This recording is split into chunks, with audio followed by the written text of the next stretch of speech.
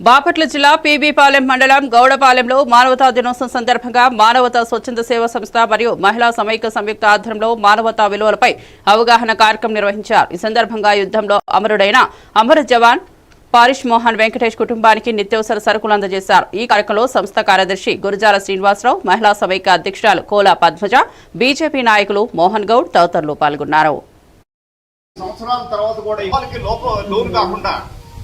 మన అభిప్రాయాన్ని ఏ రోజైతే మనం పాలక వర్గాలకి ఎప్పుడైతే చెప్పగలమో అప్పుడు మంది అభివృద్ధి చెందిన దేశం అవుతుంది. ఒకసారి ఆలోచించండి, 79 సంవత్సరాల తర్వాత కూడా ఇంకా అభివృద్ధి చెందుతున్న దేశము అంటే టాలెంట్ ఉంది.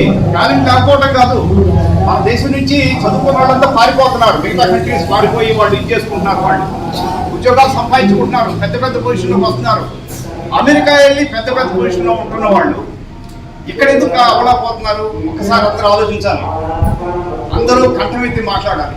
అప్పుడే కంఠమెత్తి మాట్లాడినప్పుడే మనకి ఏదైనా సరే అభివృద్ధి అనేది ఏదైనా కానీ సాధ్యమవుతుంది. ఇంతతో అది చెప్పి మన స్వతంత్రం గురించి నేను ఆపుతాను. మీరందరూ దాని గురించి ఆలోచించండి. అది నేను ముగించే ముందు ఈ రోజున రకరకాల పోటీల్లో మంచి బహుమతులు సంపాదించినటువంటి మన విద్యార్థులు, రేపటి పౌరులకి నా హృదయపూర్వక అభినందనలు తెలియజేస్తూ నేను ఇంతటితో ముగిస్తున్నాను. ధన్యవాదాలు.